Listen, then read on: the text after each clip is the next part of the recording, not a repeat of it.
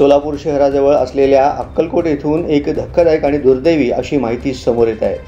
अक्कलकोटकडे जात असलेल्या भाविकांच्या लक्झरी बसला भीषण अपघात झाला असून या अपघातात 2 जणांचा जागीच मृत्यू झाल्याची माहिती समोर आली असून अनेक जण गंभीर जखमी असल्याची माहिती देखील मिळत आहे। जखमींना तात्काळ ॲम्ब्युलन्सद्वारे जवळच असलेल्या रुग्णालयामध्ये दाखल करण्यात येत असल्याची माहिती समोर आली असून हा अपघात 1 वाजण्याच्या सुमारास उड्डाणपुलावरती घडलाय।